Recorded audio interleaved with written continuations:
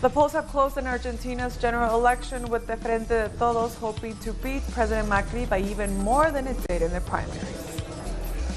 Voting is also coming to an end right now in Uruguay, where the ruling Broad Front is expected to lead, but not by enough to avoid a runoff. And across Brazil, Lula's supporters celebrate the 74th birthday of the imprisoned leader. Hello and welcome to Telesur English. I am Estefania Bravo. This is from the South. Argentina elects a new president today, with polls pointing to a victory by center-left candidate Alberto Fernandez. Polling stations are now closed. They opened at 8 a.m. with results expected at around 9 p.m. local time.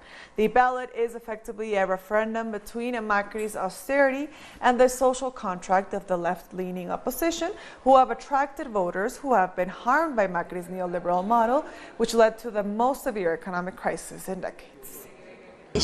We can't live anymore with this neoliberal government, which only cares for the few. The people, the same thing always happens, as if it was cyclical. Well, and now we have to win on October 27th.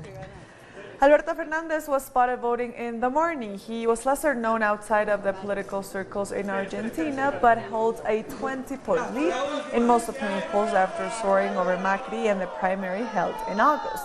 The shock result rattled markets. He's running alongside former President Cristina Fernández de Kirchner. If this ticket performs as well in today's ballot as they have in opinion polls, there will be no need for a second round runoff. We are in an enormous crisis, and as a result, we all have to be very responsible for what's coming. It will be an effort from all of us. I know that Nestor today, I don't know, I feel that God exists, and God decided that on the day Nestor died, Argentines will be voting. Fernandez looked relaxed early Sunday, taking his brown and white collie named Dylan for a walk in a Buenos Aires park. He spoke to reporters saying, "We all have to be calm, enjoying this happy day in which we Argentines are voting." The presidential candidate also said that the election is neither about himself nor his running mate. And the far less popular incumbent Mauricio Macri was also spotted casting his vote and speaking with voters. His hugely unpopular IMF loan deal sparked many protests, with inflation for the month of September reaching the highest in 2019, with annual inflation figures of up more than 53%. The price of basic goods have also seen severe increases, while more and more Argentines are living below the poverty line. Our correspondent Edgardo Esteban has the latest as we await results. We are here in the Frente de Todos headquarters in the Chacarita zone of Buenos Aires. We have to be objective with the information, and here the environment is of joy due to the latest tendencies. People here are now only expecting official numbers, expected to come in at 9 p.m. More than 500 journalists from various parts of the world are also expectant of what will happen in the coming hours. It is expected that Alberto Fernandez and Cristina Fernández arrive here at around 9 p.m. So what are the challenges a new government in Argentina will have to face? Our correspondent Edgardo Esteban explains. Art and culture can reflect the people's needs. Humor can serve as an alternative platform to denounce the social and economic crisis in the country, but also to build hope by looking forward to the future. Journalist Pedro Saborido talks about a possible way out for Argentina. It will not be easy. Things are not going to go back to how they used to be from one day to the other. The level of destruction done by Macri has been very high, but there is no other way than to try. According to the latest opinion polls, this Sunday may change the political future for the country. But how the reconstruction of Argentina will look like? There is a lot to be done, since neoliberal policies have left Argentina with one of the highest poverty rates in its history. We'll have to start from zero. The country will need the help from the whole world. The country will have to start with the most urgent of problems, hunger. So people will be able to feel hope again and to live in a country full of challenges, but also full of opportunities for everyone. The new Argentine government will also have to find ways to help other Latin American countries overcome their economic and social crisis, as the whole continent seems to suffer from strikingly similar issues as a result of neoliberal policies. We all have to fight very hard to eliminate neoliberalism in our continent, not only in Argentina. Presidential election will be taking place this Sunday in Argentina, and it might be a historic day. The popular vote could transform the current political scenario in the country and bring a new alternative that creates hope for a better country and dignity for all Argentinians.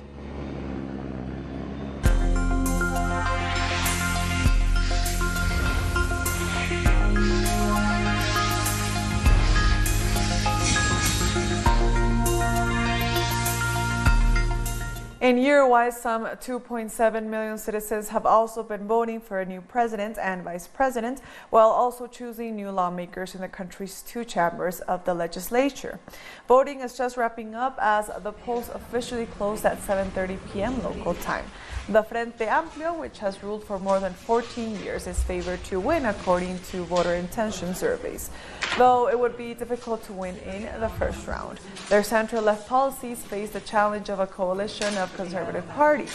The election campaign ended on Wednesday with massive events by the two main rivals, the frontrunner engineer Daniel Martinez and the conservative lawyer Luis Lacalle Pou. We are a paradise in America. We are a paradise in South America, and they are trying with every means to stop that. And today, more than ever, we must stay strong so that Uruguay remains the same. I know bad things have been done, I agree, but much remains to be done, and they will continue to be done. In Uruguay, there are never major political problems. What happens is that they lost their way on the issue of education and on the issue of security, basically. Uruguay's broad front leftist presidential candidate Daniel Martinez was seen arriving at a polling station to vote this morning.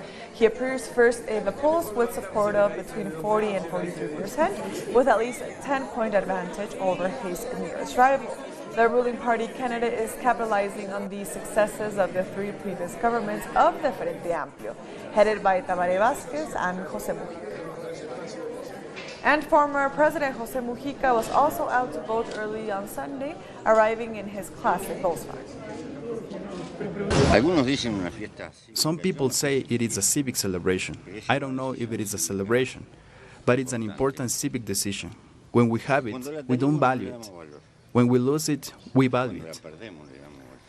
Let's take a look at how the campaign in Uruguay came to a close. Ahead of voting, different political parties in Uruguay held events to mark the closing of their campaigns amid a call to double down on election day efforts and appeals to unity. The ruling Broad Front marked theirs with a mass rally in the neighborhood of Punta Carretas.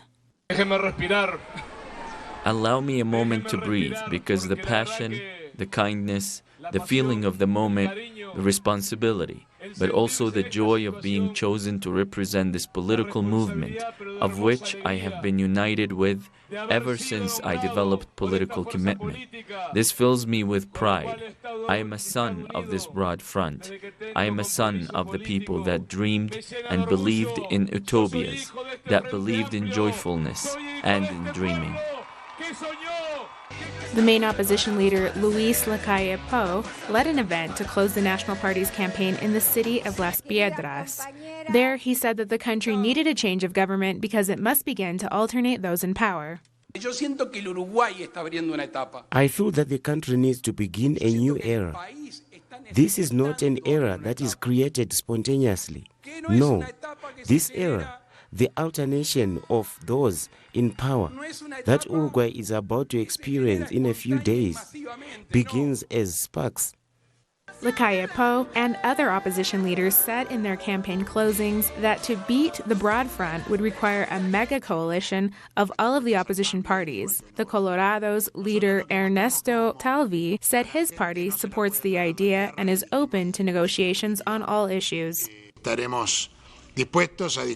We are ready to discuss issue by issue, education, security, social fractures, to see if we can reach agreements that give the country the unpostponable changes it needs. According to all polls, the Broad Front may win this with more than 40% of the votes, but they won't be able to avoid a second round if predictions turn out to be true.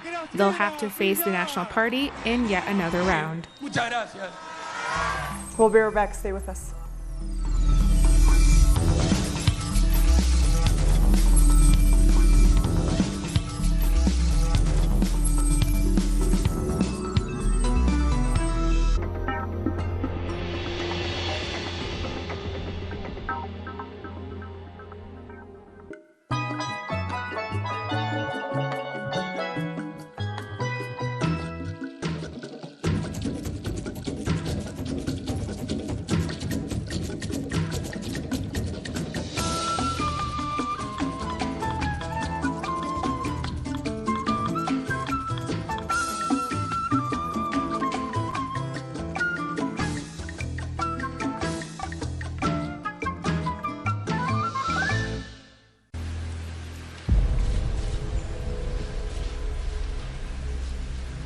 Сейчас постараюсь сказать по-серьезному. Наверное, все-таки, наверное, развал Советского Союза.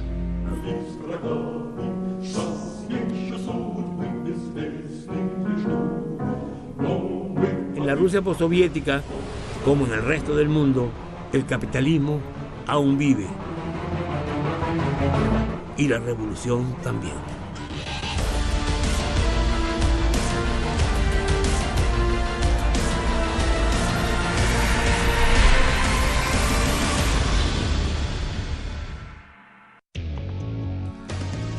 A review of the world news that investigates, incites analysis, and induces criticism, because every event has a context. Pusimos el punto en la I. Dotting the I. Saturdays, only on Telesur.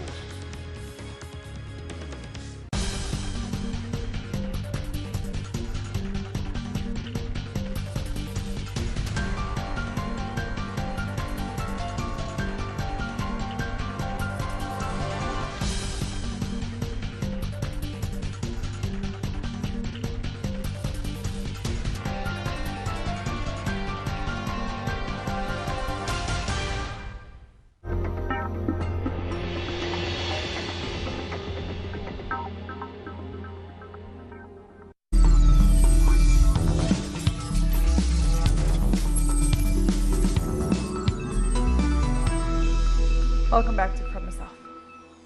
Colombians went to polls on Sunday to choose provincial governors, mayors, and regional legislators in elections that could influence the 2022 presidential contest following campaigning marred by violent attacks on candidates.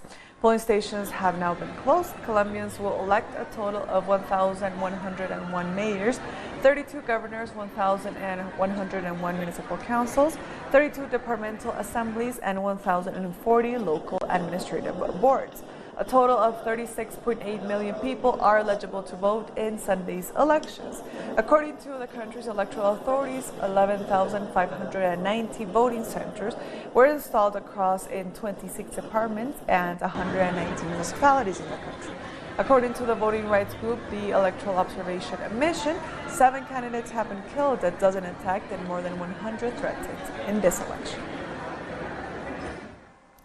Congratulations continue to pour in for re-elected President of Bolivia, Evo Morales. The non-aligned movement published a statement at the 18th Summit of Heads of State and Government in Baku, Azerbaijan, sending felicitations for President Morales, who will govern for the 2020-2025 term. And they also called for respect for the sovereign will of the Bolivian people. Leader of the British Labour Party, Jeremy Corbyn, has also congratulated the Bolivian president for winning the elections. Corbyn said a win by President Evo Morales and his movement has secured indigenous people's rights. The British opposition leader also commended Morales' economic policies, which he said have steered development and reduced poverty in Bolivia. President Morales continues to warn of a possible coup against him as the opposition continues to reject the result of Sunday's democratic vote. They will try a coup d'etat. We are hearing it now. An alert from Vila Vila, in the district of Cochabamba. To all the Bolivian people, different social groups are preparing a coup d'etat in the next week. In Chile, Sebastián Piñera has lifted state of emergency in all regions. The state of emergency, which began more than a week ago, is to be lifted at midnight, 2 days after more than 1 million people took part in a mass demonstration. That gathering demanding economic and political changes and was the largest ever protest in the country's history. 20,000 soldiers and police have been deployed on the streets. However, in Santiago, protests continue, as does the repressive response by Chilean police. Piñera has called for a major cabinet reshuffle in an attempt to appease a week of mass protests against inequality. Protests began over a hike in metro fares but quickly turned into a wide rejection of the economic policies of Piñera's government. The official death toll from the clashes between protesters and security forces stands at 17 people, while more than 7,000 people have been arrested. Talks between indigenous leaders and the Ecuadorian government on a new decree to replace the one that was defeated by the uprising have stalled, but President Lenín Moreno has been talking with some other sectors. The Ecuadorian government has met with various trade unions to discuss a new decree to replace the Decree 883, which was repealed after almost 2 weeks of protests. It also says it's talking to various sectors about its planned labor reforms, and it thanked the Ecuadorian Bishops' Conference, which together with the UN brokered the talks with the indigenous leaders of CONAIE. We have congratulated the President for talking to the indigenous movement. In all negotiations there is give and take. Conceding is not losing.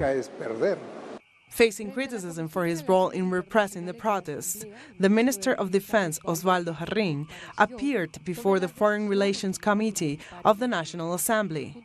But he seemed unrepentant and criticized the universities that served as peace centers or refuges during the national strike.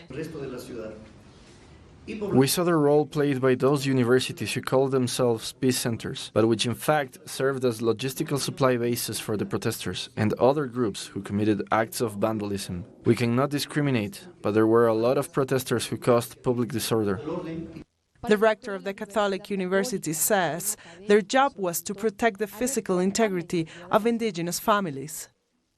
The 5 universities roundly reject the minister's accusation. What we did was provide humanitarian aid, food and medicine, because there were many people injured. This was independent of any political ideology, but using military language to call these logistical bases, the minister has really crossed the line. CONAIE says it wants to move ahead with talks with the government, but says its members, including its president Jaime Vargas, are still being persecuted by the government. And they too condemned the actions of the ministers of Defense and the Interior. I repeat, we are not in talks with the government. The United Nations are acting as intermediaries, and we will respond to them. We will respect the agreements made to end the strike, but we have not had direct contact with the government or any minister. We maintain our demand for the resignation of the ministers of Defense and the Interior, but the president will have to decide that.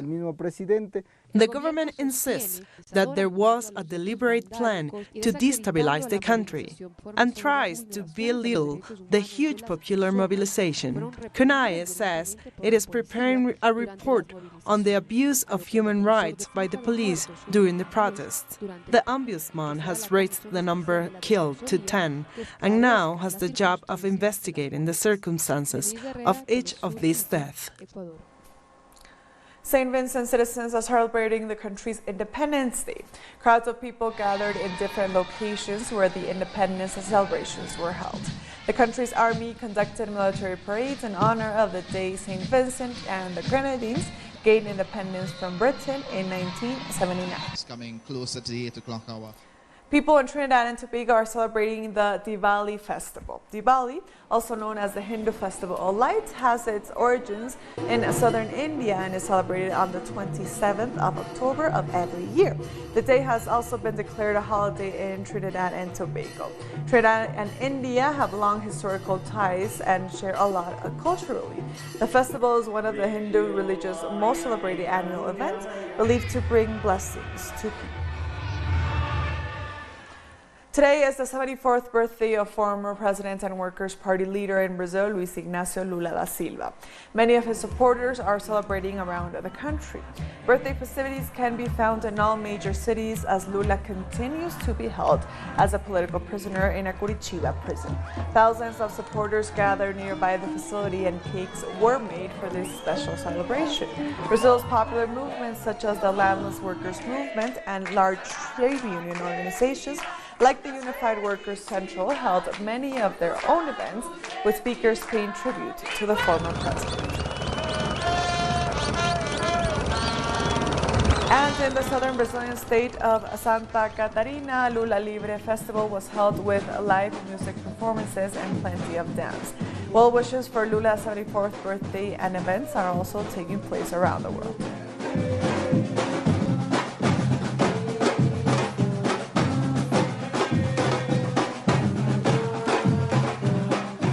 We'll be right back. Stay with us.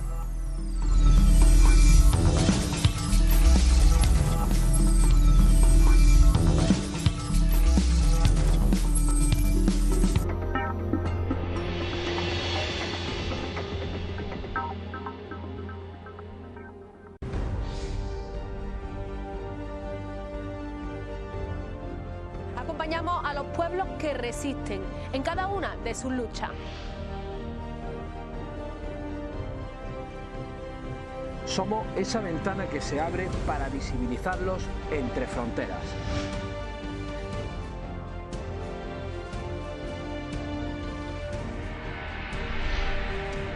Thursdays, only on Telesur.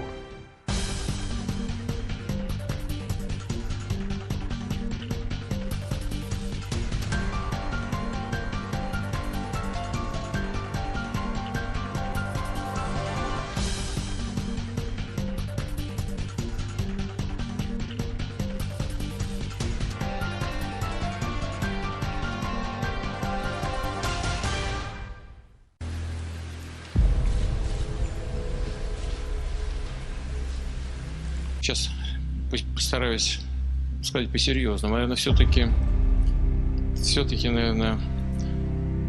развал Советского Союза.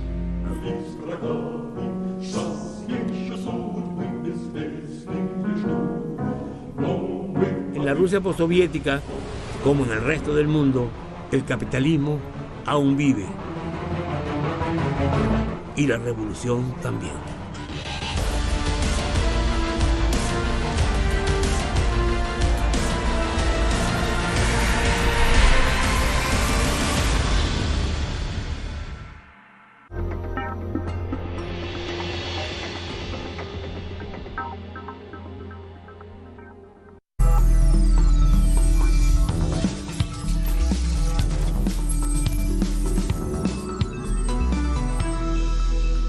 Welcome back to From the South. Cuban President Miguel Díaz-Canel arrived in Russia early on Sunday on a working visit. He was arrived at Pulkovo International Airport in St. Petersburg by the chairman of Russia's Foreign Government Committee. Also present were the Vice President of the Council of Ministers of Cuba, Ricardo Cabrizas Ruiz, the Minister of Energy and Mines, and the Cuban ambassador to Russia. Díaz-Canel visited the emblematic Aurora Museum ship in St. Petersburg and the Memorial Museum of Leningrad Defense and Siege. Kurdish forces have started moving out of Syria's northern border area in compliance with a Russian-Turkish agreement. The Kurd-led Syrian Democratic Forces are redeploying to new positions away from the Turkish-Syrian border. Last week, Turkey and Russia agreed that the border area must be cleared over a 6-day period that ends on Tuesday. Meanwhile, the Syrian government has welcomed the SDF withdrawal. In keeping with peace and security in the north and east of Syria, and with the Russian guarantee, our forces undertook a withdrawal of 32 kilometers from the border area. On Saturday, Lebanese protesters rallied for the 11th day of demonstrations against the government. Protests have continued as more people come out to take part in mass gatherings and sit-ins demanding a change of government. Lebanon has been swept by protests against the ruling political class, accused of corruption and mismanagement of state finances. Several people have been injured during clashes with security forces, but no deaths have so far been reported. Demonstrators have clashed with police as protests for self-governance continues in Catalonia. Hundreds of protesters and their leaders marched demanding authorities in Madrid to grant the region the right to govern itself. Among the protesters were grassroots groups whose leaders are among the 9 serving jail terms. Earlier, local mayors presented a document demanding liberty for the political prisoners. The people of Catalonia deserve that we don't let them down. We commit ourselves today to go forward, always forward. Long live Catalonia. And with that story, we've come to the end of this news brief. These and other stories, as always, find them on our website at telesurenglish.net. And join us on social media. We are on Facebook, on Twitter, and on Instagram for Telesur English. I am Estefania Bravo. Thank you for watching.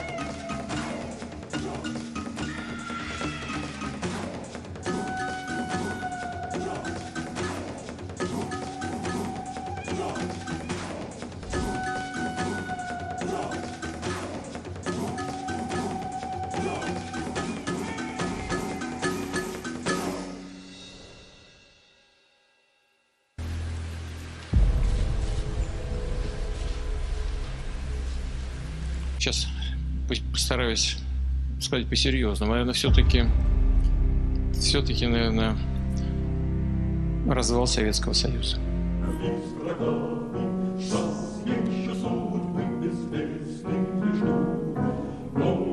En la Rusia postsoviética, como en el resto del mundo, el capitalismo aún vive.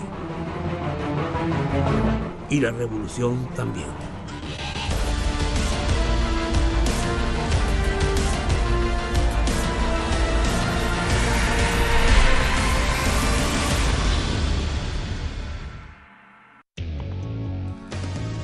A review of the world news that investigates, incites analysis, and induces criticism, because every event has a context. Pusimos el punto en la I. Dotting the I. Saturdays, only on Telesur. From here to beyond the South. From here to the Caribbean or further north. Where can I see news connecting the whole South? From Washington. From Mexico. From Caracas. From Quito. From Havana. You can always see the news from a new vision, connecting the global South. Only on Telesur. Follow the most important global events through a comprehensive perspective. With a team of journalists in 25 locations around the world to convey our people's reality. From the South. Weekdays. Only on Telesur. We have been present in all the events stirring our peoples. United for each transmission and in tune we bet on a new Latin American vision. Now we're also accompanied by the Caribbean people of St. Kitts and Nevis. Each day working for the best understanding and communication. Telesur, the news source from South America and the Caribbean.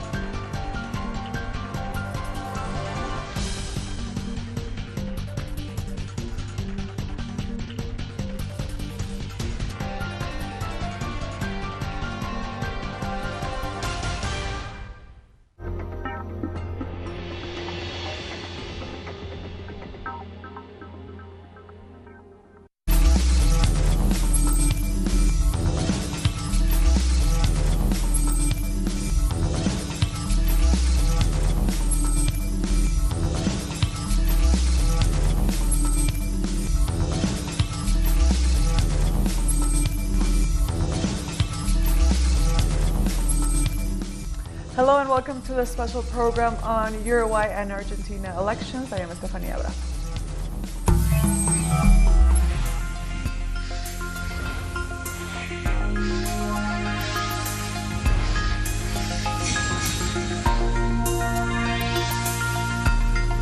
Argentina elects a new president today with polls pointing to a victory by center-left candidate Alberto Fernandez.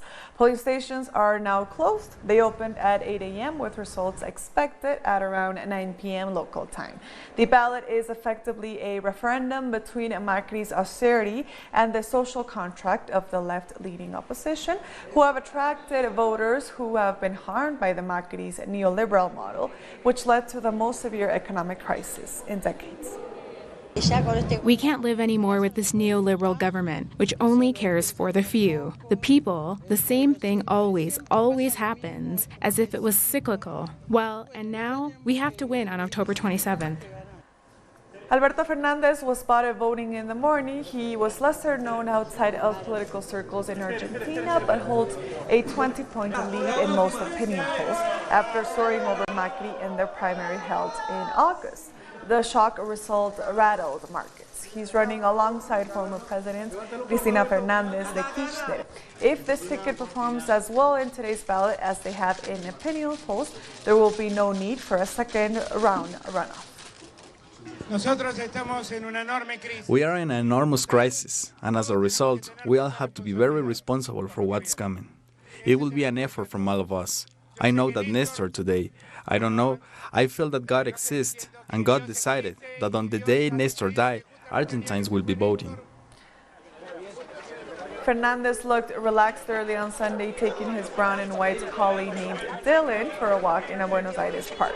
He spoke to reporters saying we all have to be calm enjoying this happy day in which we Argentines are voting. The presidential candidate also said that the election is neither about himself nor his running mate.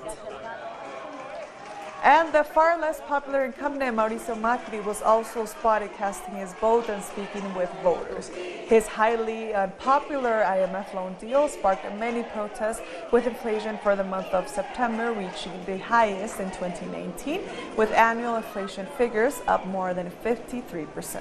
The price of basic goods have also seen severe increases, while more and more Argentines are living below the poverty line.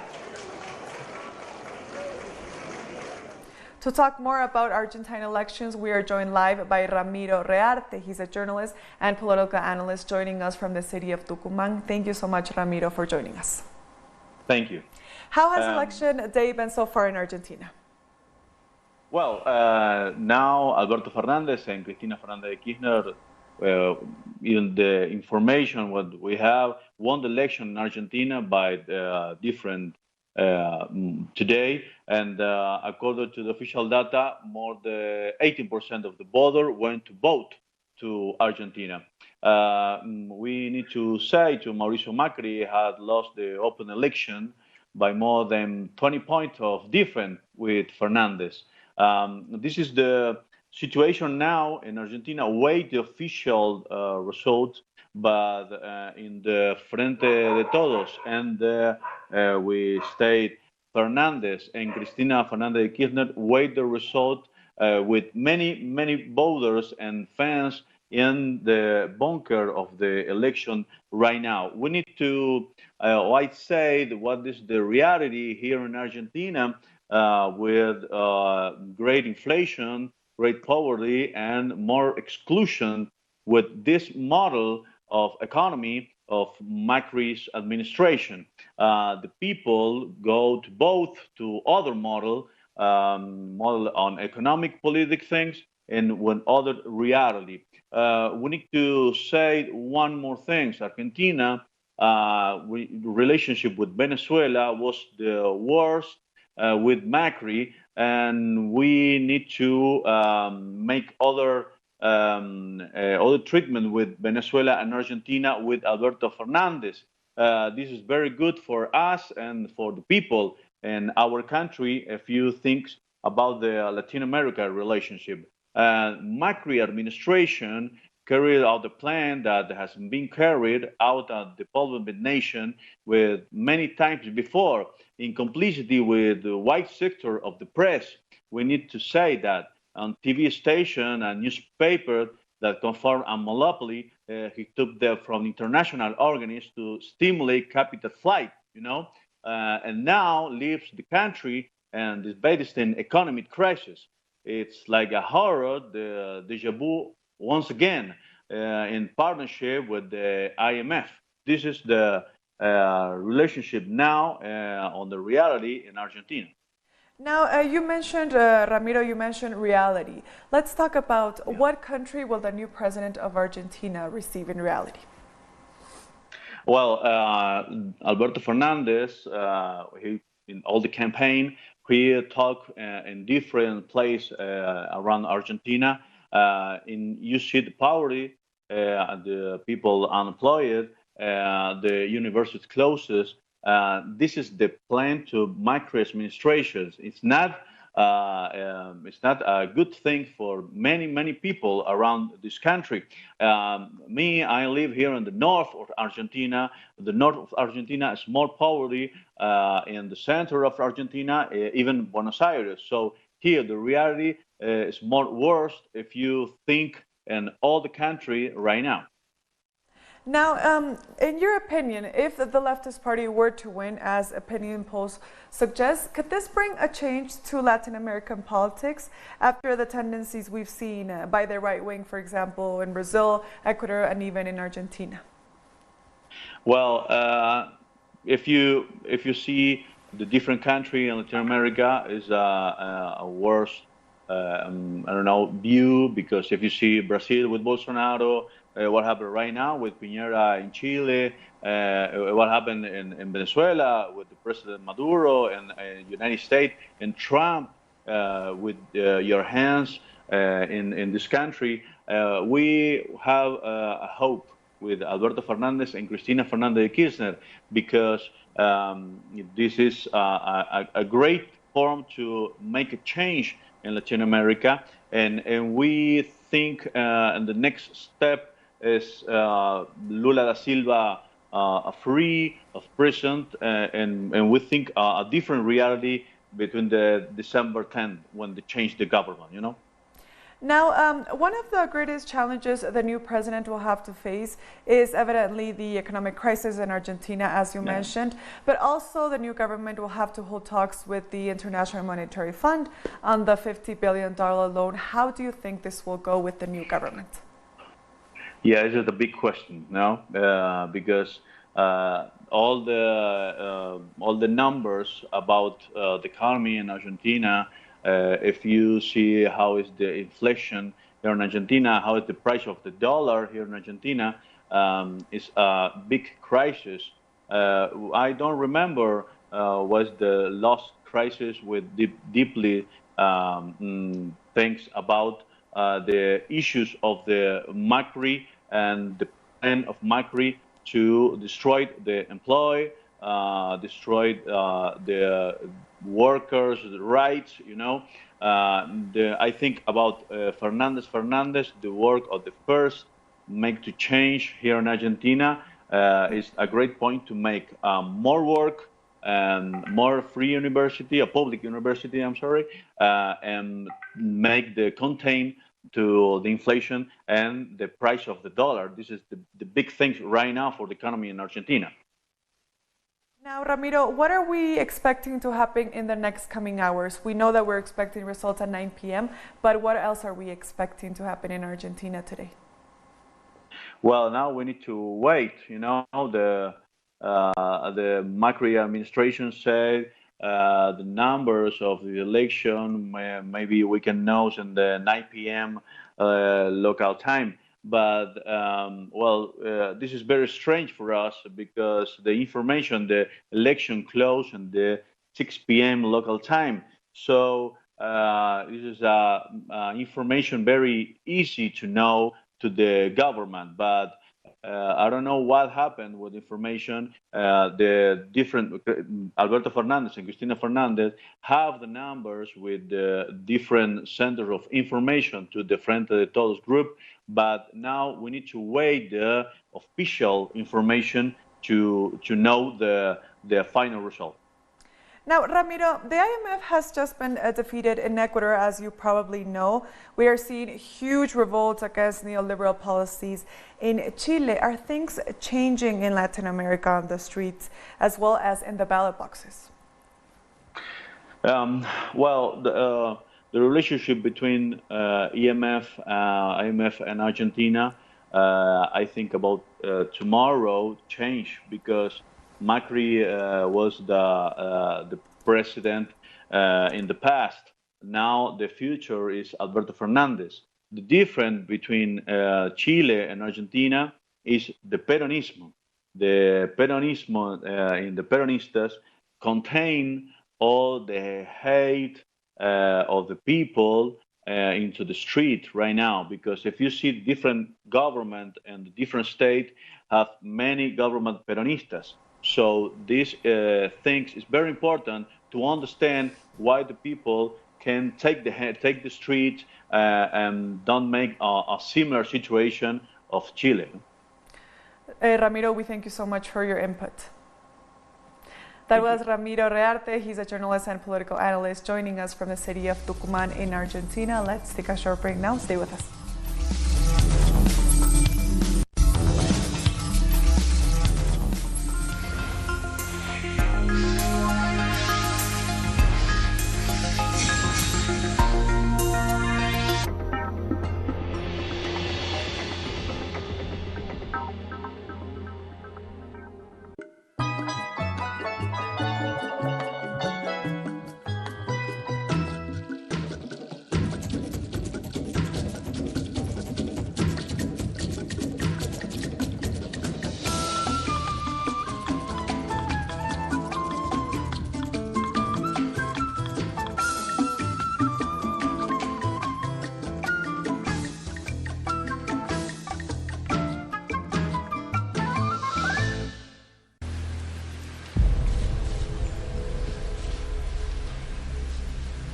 Сейчас постараюсь сказать по-серьезному. Наверное, все-таки, наверное, развал Советского Союза.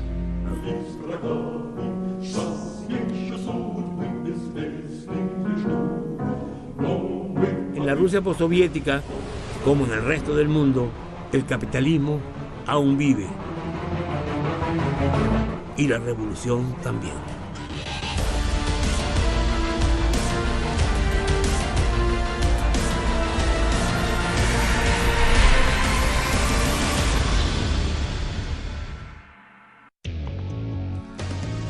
A review of the world news that investigates, incites analysis, and induces criticism, because every event has a context. Pusimos el punto en la I. Dot in the I. Saturdays, only on Telesur.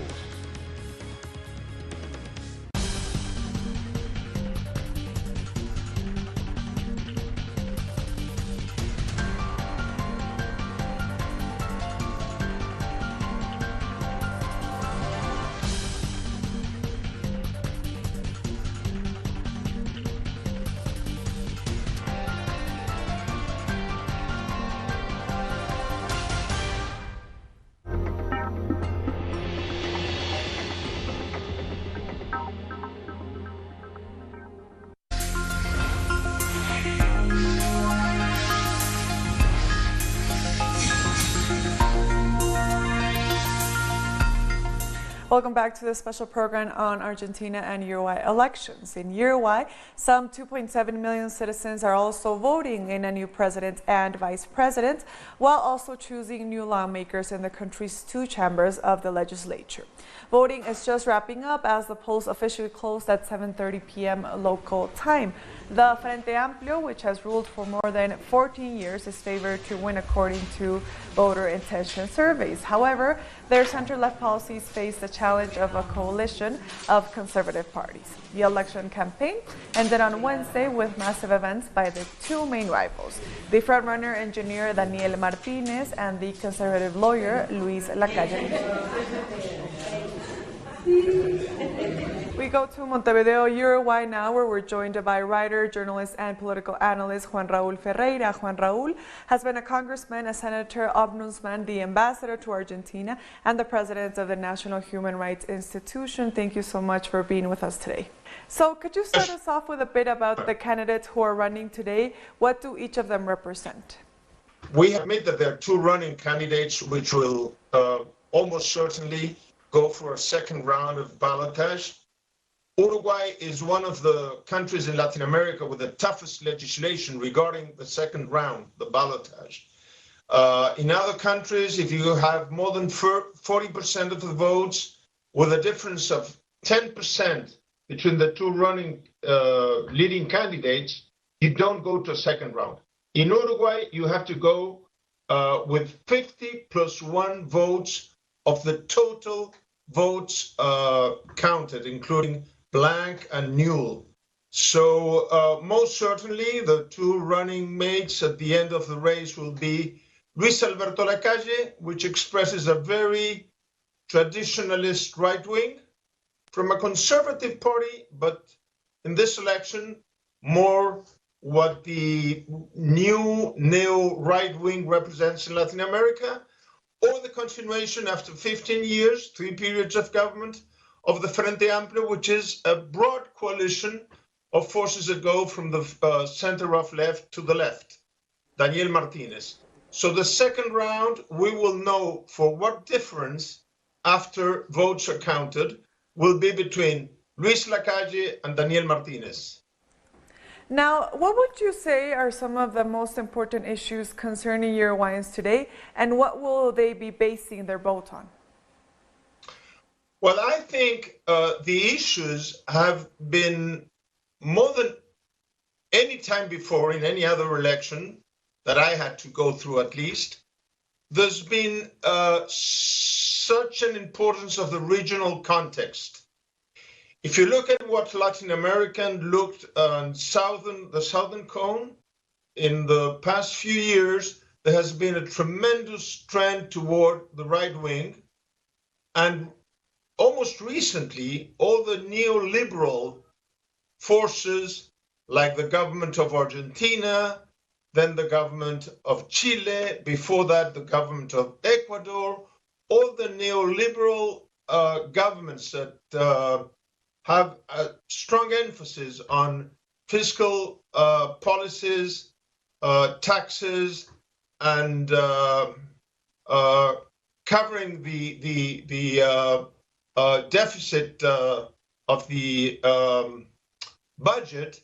Well, in opposed to that, there is this proposal that Uruguay has gone through in the past 15 years of redistribution of wealth, an independent foreign policy, and the fact that there has been this move in Chile, Ecuador, and Argentina makes this election very important.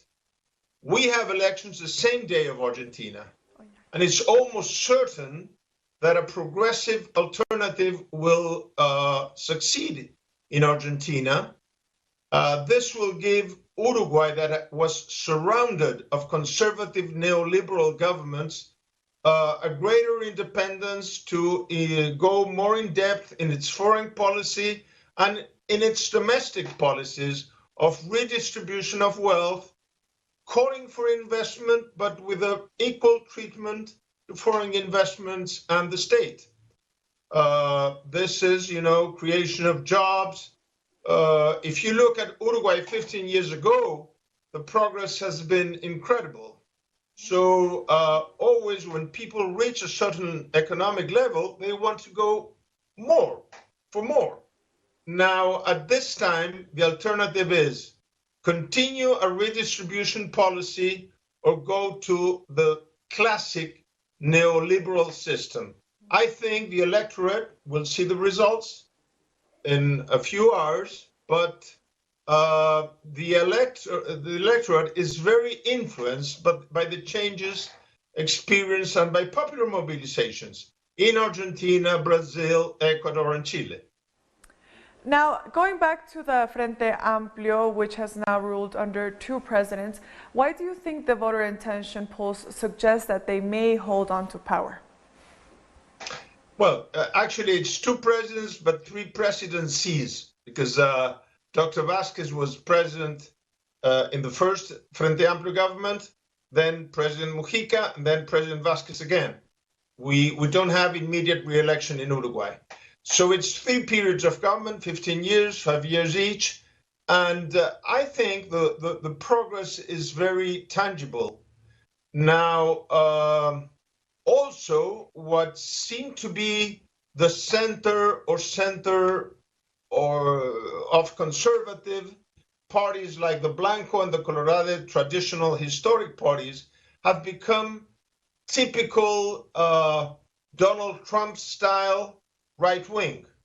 As a matter of fact, only a few weeks ago, we had a meeting of the Parliament of the Mercosur, the regional trade agreement, and the representative of the Bolsonaro government, the most eloquent example of right-wing government, expressed himself and ended by saying he wanted to give a big hug and expression of support to the right-wing leaders of South America, and he named specifically Viva Macri, Viva La Calle Pou, Viva Bolsonaro, Viva Piñera.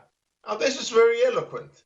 So I think Uruguay has lost. Maybe that's not good, but it's a fact. It has lost a centrist party.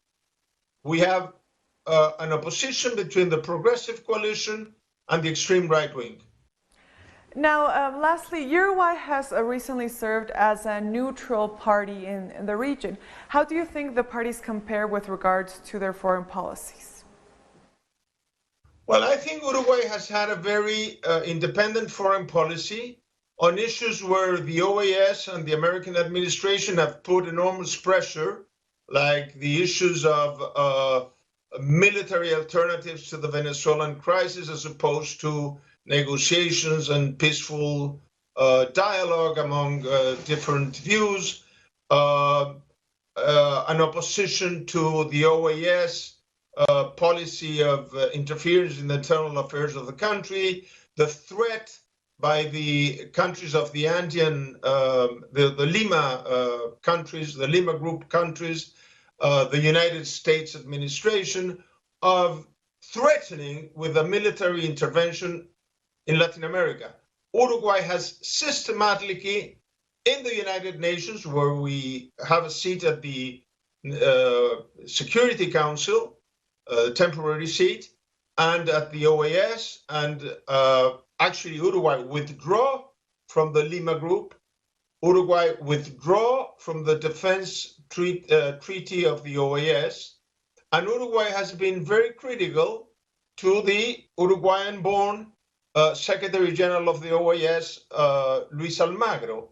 So what I think is that if we have been able to have this independent foreign policy with 2 powerful neighbors and trade partners, very important trade partners, like Brazil and Argentina goes to a progressive side, and people can perceive what these neoliberal policies represent to the population after the popular uprising in the countries that I have already named a couple of times.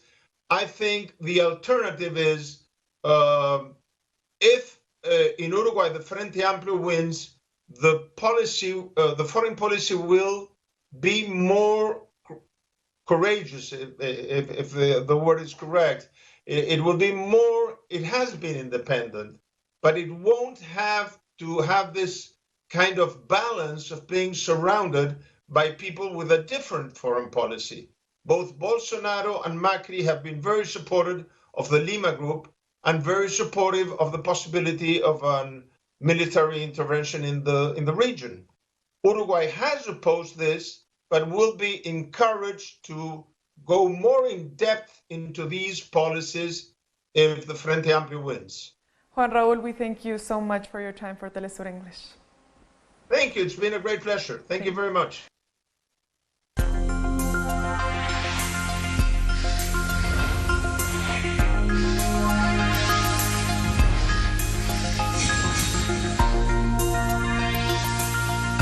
Staying in Uruguay, let's go to Gonzalo Perara in La Paloma. Gonzalo has a PhD in mathematics and also in statistics.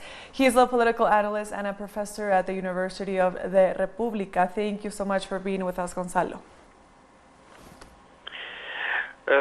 It's a pleasure for me to be in contact with all the brothers of Latin America and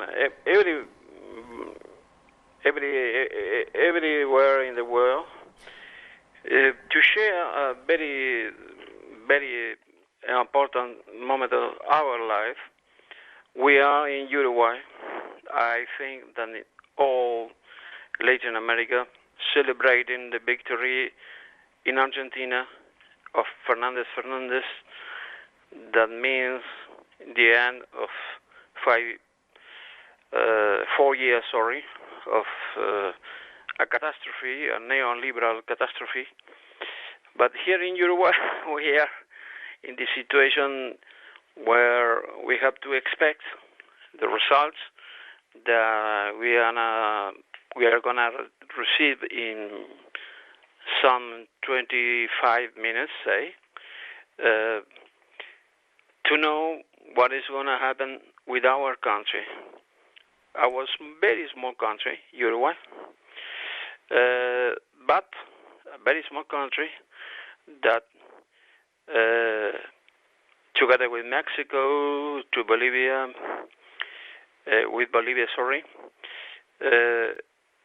in different international scenarios, presented the most decent face of our spiritual basis that goes to Artigas, like in Venezuela goes to Bolivar. And, now, Gonzalo, let me just talk to you about the day today of voting. How was the day of voting there in Uruguay today? Beg your pardon? How was the day of voting today in Uruguay? Sorry, I have some difficulties to hear. Let me just repeat the question. Hopefully you can hear me. How was the day today of voting in Uruguay, where you are right now? Okay, my Diamo said, my first voting was the first election Uruguay had after the brutal, the serial killer dictatorship we have for 11 years in Uruguay.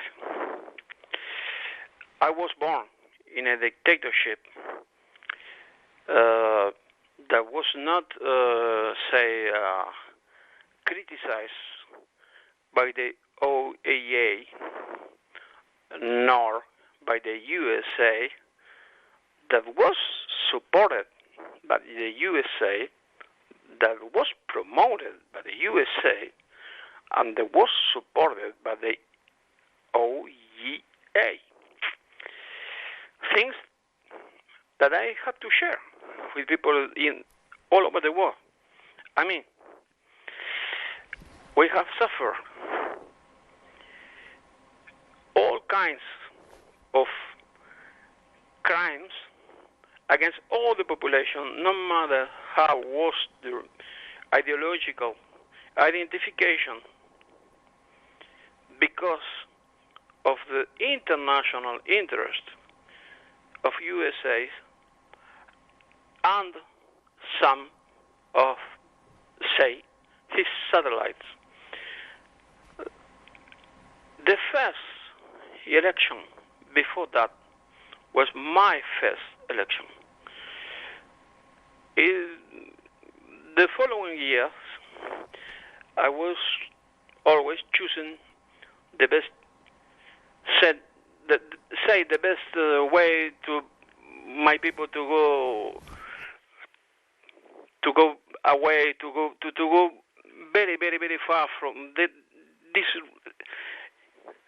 awful reality I know when I was a kid and a teenager. And finally, in 204, people in Uruguay choose the Frente Amplio. And for 15 years have chosen the Frente Amplio. And then we have seen that no matter if mistakes, no matter if there are some things that doesn't work very well, rights for everyone, rights for the forbidden, rights for every single person in Uruguay have been improved like in no other moment of our history. And Gonzalo, this is not an overstatement, it's reality. Thank you, Gonzalo. We have just run out of time. I'm sorry to interrupt you. We thank you so much for your time. That was Gonzalo Perara in La Paloma. He's a political analyst and a professor at the University of La República. And with that, we've come to the end of this special program. You can find other stories on our website at telesurenglish.net. And you can also join us on social media. For Telesur English, I am Estefania Bravo. Thank you for watching.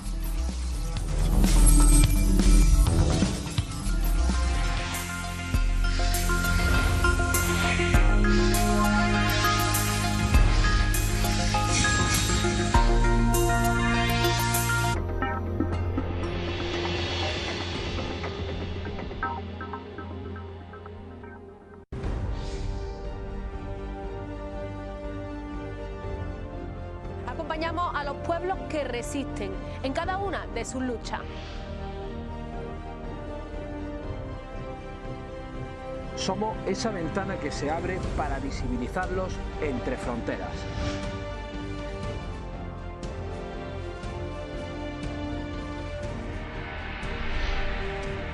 Thursdays, only on